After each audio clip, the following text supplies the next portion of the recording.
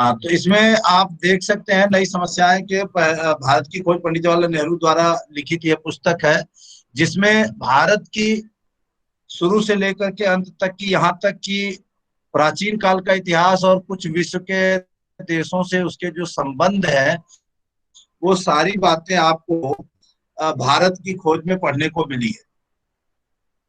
प्राचीन इतिहास जो चौथी शताब्दी या उससे पहले का भी है, और उन उस समय जब वो लिख रहे थे, जब हमारा देश आजाद नहीं हुआ था, फिर हमारा देश आजाद हुआ, उस समय तक उन्होंने भारत की खोज लिखी।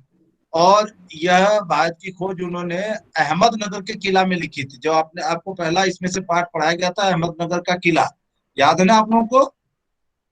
Yes sir. याद है साक्षी? Yes sir. तो उसमें इन्होंने लिखी थी यह पुस्तक, जो कि अंग्रेजी में है डिस्कवरी ऑफ इंडिया। ठीक है, इसका जो नाम है इंग्लिश में है वो discovery of India. India. India. India. ये एक्चुअल में इनकी पुस्तक है, जो कि अंग्रेजी में लिखी गई है, उसी का बाद में हिंदी अनुवाद किया गया है। तो ये पुस्तक उन्होंने लिखी थी, और उसी से रिलेटेड ये आज हम पाठ पढ़ रहे हैं। और सबसे खास बात यह है कि जो हमने नई समस्याएं पढ़ी, यानी हमारे देश को कौन कौन सी समस्याओं का सामना करना पड़ा इस दौर में, उसका जिक्र यहाँ पर लेखक कर रहा है। तो हमने नई समस्याएं पहले ही पढ़ ली है। मैं आपको एक बार फिर से दिखा दूं यह वीडियो, अगर आप देख सकते हैं। यह दिख रहा है वीडियो आपको? Yes sir. दिख रहा है ना? तो यहाँ पर अरब और मंगोल की बात की गई थी। ठीक है, और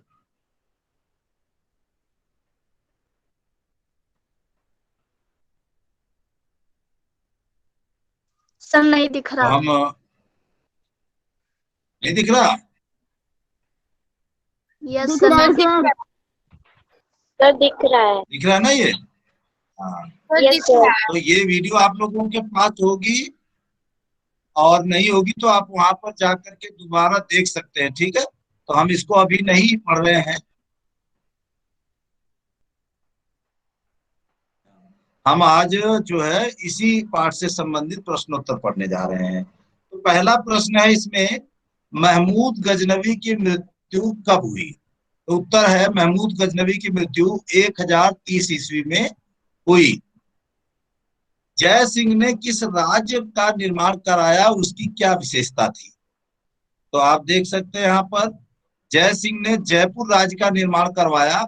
इस राज्य की यह विशेषता थी कि इसका निर्माण विदेशी नक्शों के आधार पर किया गया।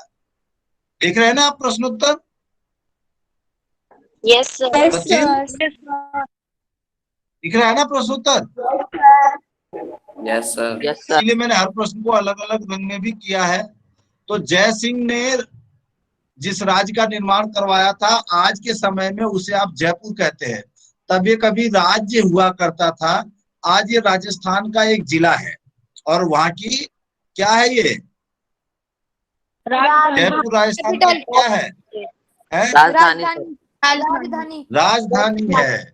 और जयपुर को एक और नाम से जाना जाता है, उसका क्या नाम है? दूसरा नाम है पिंक सिटी। हाँ, जयपुर को एक और नाम से जाना जाता है, और उसे कहते हैं गुलाबी पिंक शहर, पिंक सिटी। हाँ, गुलाबी शहर। इंग्लिश में आप इसे पिंक सिटी कह सकते हैं, इसे हिंदी में गुलाबी शहर कहते हैं। विद्वान एडम स्मिथ ने ईस्ट इंडिया कंपनी के लिए क्या लिखा? तो देखिए, विद्वान एडम स्मिथ ने अपनी पुस्तक द वेल्थ ऑफ नेशंस में लिखा, एकमात्र व्यापारियों की कंपनी की सरकार किसी भी देश के लिए सबसे बुरी सरकार है। एकमात्र व्यापारियों की कंपनी की सरकार किसी भी देश के लिए सबसे बुरी सरकार है। क्योंकि ये इसलिए लिखा इसने, क्योंकि हमारे देश में ईस्ट इंडिया कंपनी की स्थापना अंग्रेजों ने की, अरे कंपनी के तौर पे की थी, लेकिन धीरे धीरे उन्होंने पूरे देश को ही अपना गुलाम बना लिया और इस पर शासन करने लग गए। यही वजह है कि विद्वान एडम स्मिथ ने अपनी पुस्तक द वेल्थ ऑफ नेशंस में लिखा है कि कोई भी व्यापारियों की जो कंपनी है, अगर वो सरकार चलाती है तो उस देश के लिए वो सबसे बुरी सरकार होती है, और जैसा कि हुआ भी। ठीक है, अगला प्रश्न है। Yes sir. हाँ, अगला प्रश्न है, मुगल शासन काल में साहित्य को बढ़ावा मिला था, स्पष्ट कीजिए। ये आपको बताना है कि क्या ये सही है क्या गलत है, ये ऐसा पूछा गया है, तो स्पष्ट करने के लिए कहा है। तो उत्तर है मुगल काल में, उत्तर देखिए, मुगल काल में साहित्य को भी खूब बढ़ावा मिला। अनेक हिंदू साहित्यकारों ने दरबारी भाषा में पुस्तकें लिखी। इसी समय विद्वान मुसलमानों ने संस्कृत की पुस्तकों का हिंदी में अनुवाद किया। हिंदी भाषा के प्रसिद्ध कवि मलिक मोहम्मद जायसी ने पद्मावत लिखा तथा अब्दुल रहीम खान खाना ने अनेक नीति भरे दोहों की रचना की। तो आप इस तरीके से देख सकते हैं कि कोई ये नहीं कह सकता कि मुगल काल में जो है वह, मुगल काल में जो है साहित्य की रचना नहीं हुई, जबकि उस समय भी साहित्य की रचना हुई और अच्छी रचनाएं हुई। जैसा कि देखिए उत्तर में दिया गया है ना कि दरबारी भाषा में पुस्तकें, यानी अनेक हिंदू साहित्यकारों ने दरबारी भाषा में पुस्तकें लिखी। दरबारी भाषा समझ रहे हैं आप लोग? यस सर, जो दरबार में बोलती है। दरबार में बोली जाती। तो अच्छा, मैं पूछना चाहूँ, साक्षी देवी क्या बताइए उस समय कौन सी भाषा थी मुगल काल में? मुगल काल में कौन सी भाषा है? दरबारी तो यह कहा गया, दरबारी कोई भाषा का नाम नहीं होता है।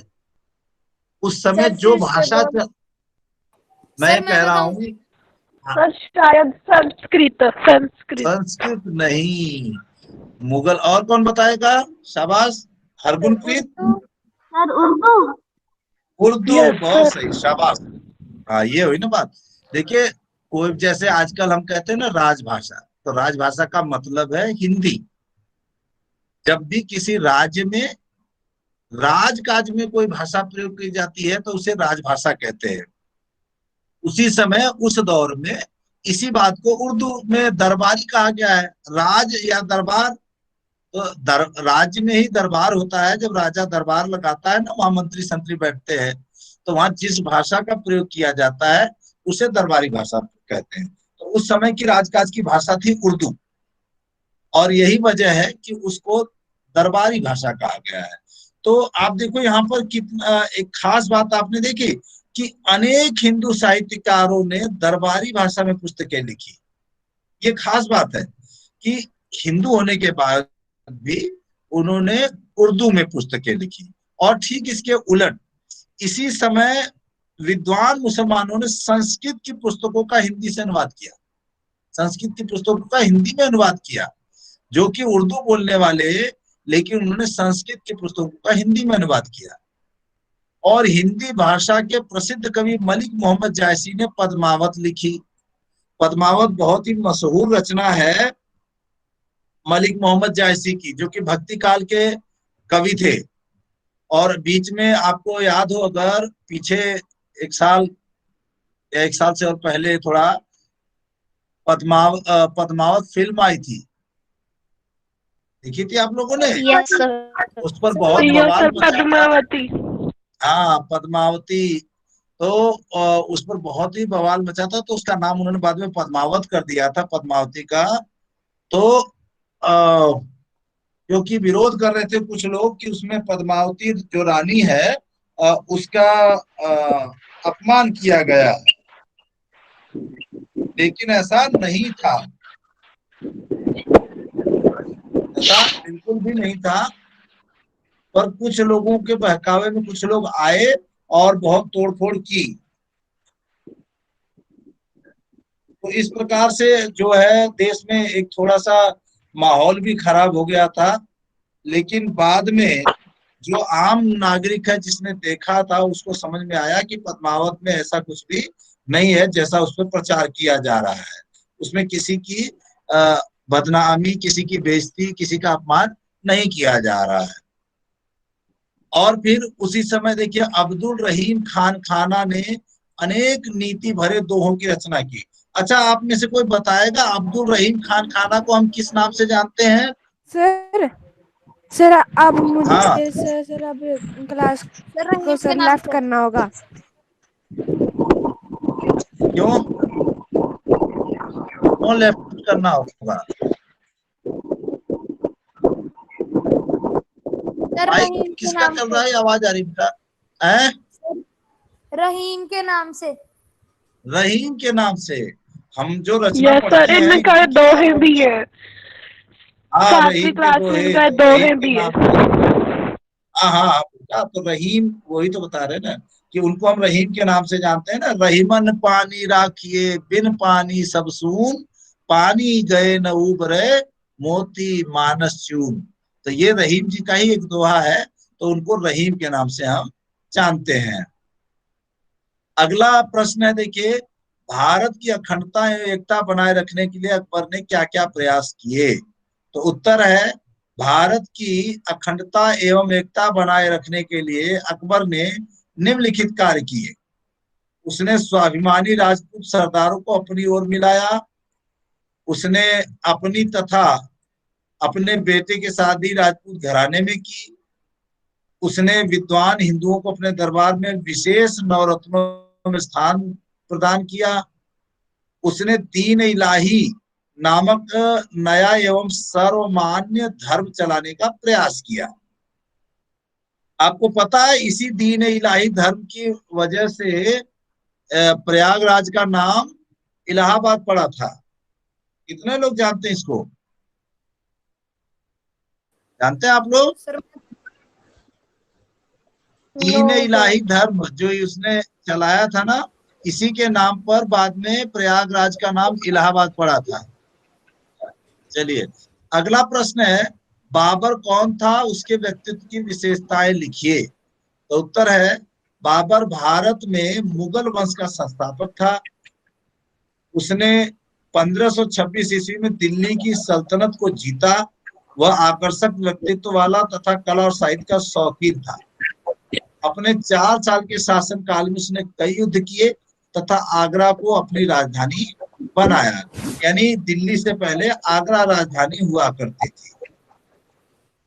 फिर अगला प्रश्न है, हिंदू मुसलमानों को आपसी समन्वय से भारत की सामाजिक स्थिति पर क्या प्रभाव पड़ा? तो उत्तर है, हिंदू मुसलमानों से के आपसी समन्वय से। समन्वय समझते हैं आप लोग? समन्वय, समन्वय का मतलब जानते हैं? No sir.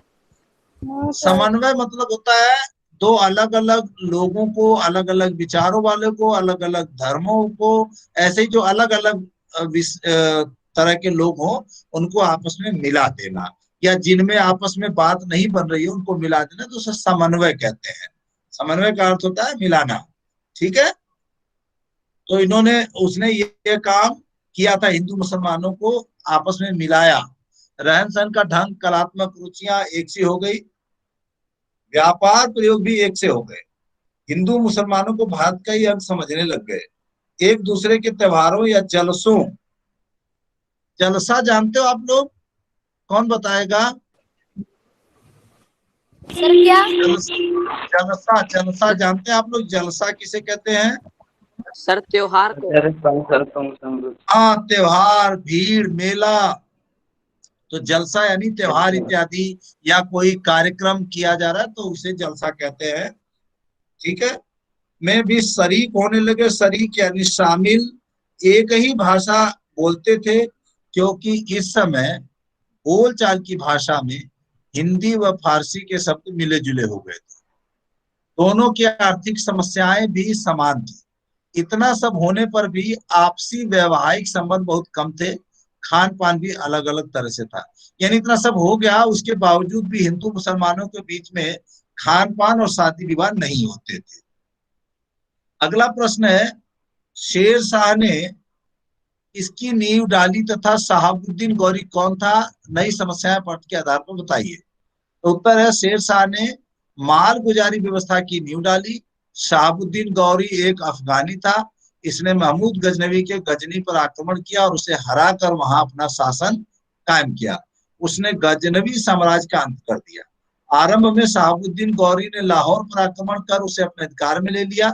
इसके बाद उसने दिल्ली पर आक्रमण किया और उसकी सल्तनत को भी हथिया लिया। उसने पृथ्वीराज चौहान को 1192 ईस्वी में पराजित किया। इसके बाद वह स्वयं दिल्ली का शासक बन बैठा। तो इस प्रकार से आप देखें तो आज का यह जो पाठ है नई समस्याएं, इसके प्रश्नोत्तर समाप्त होते हैं। तो आशा है आप सभी को समझ में आया होगा।